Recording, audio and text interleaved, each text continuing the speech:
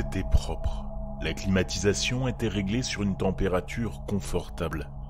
J'avais sorti des amuse-gueules, de la musique relaxante et une bougie allumée.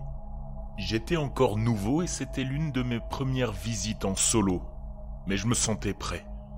La maison était jolie, elle avait un étage, 3 lits, 2 salles de bain, une parfaite maison pour des primo-accédants. Elle avait besoin d'une petite rénovation, mais rien d'extraordinaire qu'un bricoleur moyen ne puisse faire. J'ai été surpris à l'époque que la famille ait voulu vendre. Elle ne vivait ici que depuis peu de temps. Ils avaient essayé de se distancer du processus autant que possible. Ils avaient même refusé de remettre les pieds dans la maison depuis leur départ. Moi, je me sentais bien. Et j'avais 1 heure de libre avant que la journée porte ouverte ne commence et que les gens n'affluent. Pour passer le temps, et pour calmer mes nerfs, j'ai décidé de me promener dans la maison pour me rafraîchir la mémoire et répondre aux questions que je pourrais avoir sur la maison. J'ai fait le tour de la cuisine, du salon, des escaliers. Attends. Je me suis arrêté si brusquement que j'ai failli trébucher. Cette maison n'avait qu'un seul étage. Il n'y avait pas de 2e étage visible de l'extérieur, et j'étais presque certain que ces escaliers n'étaient pas là quand je suis arrivé. J'en étais sûr. L'escalier semblait s'adapter à la maison. Et, comme les escaliers n'apparaissent nulle part, j'ai pensé que j'étais peut-être si nerveux que je perdais un peu la boule. J'ai décidé de vérifier mes plans. Il disait bien que c'était une maison à 1 étage. Alors, peut-être que c'était juste un grenier ou un vide sanitaire que j'avais manqué auparavant. Il y avait un petit palier avec juste une porte en haut. J'ai pensé qu'il serait bon de le vérifier au cas où on me poserait des questions à ce sujet. En franchissant la porte, j'ai eu l'impression de remonter dans le temps. J'ai aussi ressenti une pression dans mes oreilles, comme si j'étais dans un avion en train d'atterrir. L'étage dégageait une odeur de moisi. Il y avait une petite cuisine supplémentaire, un autre salon, une salle de bain, une chambre à coucher et une pièce fermée à clé avec une porte vitrée, mais un rideau sur toute la longueur de la porte cachait l'intérieur. Je me suis arrêté pour regarder et le rideau semblait flotter légèrement, comme s'il y avait une légère brise ou quelque chose qui bougeait derrière. La chambre avait un papier peint composé de motifs ornés et de fleurs en velours. Je n'avais jamais rien vu de tel. On aurait dit que cet endroit n'avait pas été touché depuis des décennies, mais il n'y avait pas de poussière ou d'autres signes d'usure liés à l'âge. Un bruit soudain provenant d'un coin de la pièce m'a fait sursauter. J'ai suivi la source. Une radio s'était soudainement déclenchée dans le salon. Elle faisait un bruit comme si elle était entre 2 stations. Il y avait un moelleux canapé vert citron et une télévision qui semblait plus vieille que moi.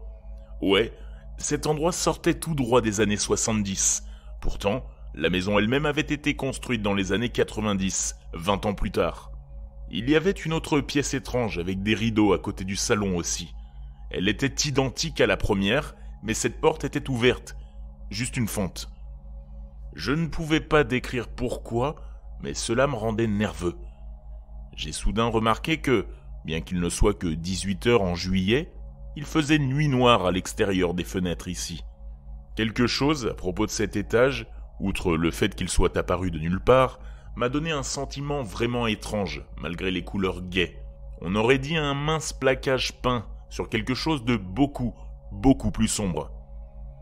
J'ai décidé que j'avais passé assez de temps ici, et je me suis surpris à penser « J'espère que l'étage disparaîtra à nouveau lorsque les invités arriveront ». Une phrase que je n'aurais jamais imaginé à me retrouver à prononcer. J'ai tourné dans le coin de la pièce pour revenir dans la petite cuisine, mais c'était différent. Les armoires étaient ouvertes alors qu'elles auraient dû être fermées. Mais pire encore, la porte de l'escalier avait juste disparu. Ce dernier étage ne devait pas faire plus de 100 mètres carrés. Il était impossible que je me sois perdu. J'ai décidé de revenir sur mes pas. Peut-être n'étais-je pas entré par la cuisine après tout. Je suis retourné dans le couloir vers la chambre et la salle de bain, et la pièce avec le rideau avait disparu aussi. J'ai ressenti une sorte de panique. Je me suis penché vers la chambre à coucher au papier peint flou, et j'ai remarqué que la pièce au rideau était maintenant dans la chambre, mais que la porte était un peu plus ouverte.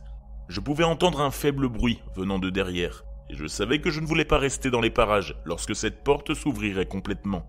Je suis revenu rapidement en arrière et j'ai passé la tête dans le salon, la pièce avec le rideau avait disparu et la porte de l'escalier que j'avais pris ici n'était toujours pas réapparue. Cependant, une nouvelle porte était apparue au fond de la cuisine. J'ai hésité et j'ai décidé de l'ouvrir.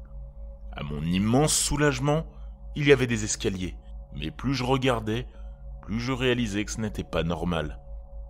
Il faisait sombre en bas, si sombre qu'une partie de l'escalier se confondait, puis disparaissait dans un noir aussi velouté que le vieux papier peint. Ces escaliers semblaient également vieux, beaucoup plus vieux que le reste de la maison. Avant de réaliser ce que je faisais, j'avais déjà descendu plusieurs marches. J'ai eu une envie inexplicable de continuer à descendre. Il y avait là-dessous quelque chose dont j'avais besoin. C'était vieux, ancien peut-être. Il avait besoin de moi aussi. J'étais là, et il avait attendu si longtemps. C'était bon de se sentir utile. Il se sentait bien, plongeant dans l'obscurité. Son exaltation était contagieuse. Elle vibrait dans l'air. Non, l'exaltation n'était pas le bon mot. C'était le désir de quelque chose de creux, dangereux, cherchant à être rempli. C'était un besoin. J'étais terrifié. Je savais que quelque chose d'horrible se trouvait là-dessous, et je continuais à m'en approcher contre ma volonté. Dans mon esprit, la peur et l'instinct de survie menaient une bataille perdue d'avance contre ce qui se trouvait là-dessous, qui m'avait accroché et me tirait vers lui. L'air était électrique de par son excitation. Mon pied a commencé à disparaître dans cette obscurité horrible, belle et inquiétante. Au loin, une porte s'est ouverte et refermée, brisant le silence. Quelqu'un appelait, j'ai cligné des yeux. C'était une lumière dans l'obscurité. Peut-être le premier locataire venu visiter. À ce moment-là, la connexion entre la chose dans l'obscurité et moi-même a été rompue. J'ai profité de la distraction pour remonter les escaliers et claquer violemment la porte derrière moi. Quelqu'un était en bas et il me cherchait. J'ai couru à travers la kitchenette et la porte des escaliers était revenue. Les vrais escaliers. J'aurais pu pleurer de soulagement, mais je n'ai pas osé cligner des yeux ou laisser quoi que ce soit obscurcir ma vision, de peur que cela ne disparaisse à nouveau. La porte à rideau s'était également déplacée pour se trouver juste à côté de la porte de l'escalier. Elle était à moitié ouverte cette fois. Mon instinct m'a dit « Ne regarde pas là-dedans. Ne regarde pas. Regarde pas. » J'ai attrapé la poignée de la porte pour descendre. Un doux cri provenait de la pièce au rideau. C'était étranger, différent de tout ce que j'avais entendu auparavant. Ce n'était pas un son de deuil. Ne regarde pas. Ma main s'est serrée sur la poignée, et j'ai entendu le cri devenir de plus en plus fort, plus proche de l'entrée et de la porte entr'ouverte. Il arrivait. J'ai ouvert, j'ai tourné sur moi-même, j'ai fermé la porte et je me suis précipité dans l'escalier. J'ai regardé par-dessus mon épaule, mais rien ne m'avait suivi. Quelqu'un était arrivé plus tôt, et j'ai dû faire une terrible impression en descendant les escaliers en sueur, les yeux écarquillés par la terreur. J'ai essayé de me ressaisir et de trouver un moyen d'expliquer mon état, mais avant même que je puisse trouver quoi dire, il a fait un geste vers mes oreilles. « Monsieur, vous allez bien ?» Et j'ai touché avec précaution l'une, puis l'autre, et bien sûr, un petit filet de sang s'écoulait de chacune d'elles. Je ne l'avais même pas remarqué, mais il avait coulé, tachant le col de mon blazer. J'ai réussi à me ressaisir un peu avant que le reste des acheteurs potentiels n'arrivent, et j'ai laissé mes cheveux détachés pour cacher les taches de sang. Le reste de la visite était un peu flou, honnêtement. J'étais sur les nerfs, prêt à partir et à m'enfermer dans mon appartement et à dormir avec toutes les lumières allumées. Et je n'irai plus jamais dans une pièce sombre. Je pouvais à peine me concentrer pendant les visites. Et j'espérais plus que je n'avais jamais espéré quoi que ce soit auparavant, que personne ne montrait les escaliers ou ne me ferait monter à nouveau. Les escaliers étaient toujours là, mais pas un seul invité ne s'en est approché, ni ne m'a posé de questions à leur sujet, ou ne les a même regardés. Il les contournait comme s'il y avait un obstacle invisible. Pendant un moment, alors que je hochais la tête et répondais aux questions de manière robotique, je me suis demandé si je n'avais pas tout imaginé. Étais-je en train de perdre pied avec la réalité ? La seule chose qui m'a confirmé que je n'avais pas fait une sorte de cauchemar réveillé, c'est lorsque le premier invité m'a arrêté en sortant. Il m'a dit de prendre soin de moi, que tout allait bien se passer, et je l'ai presque serré dans mes bras.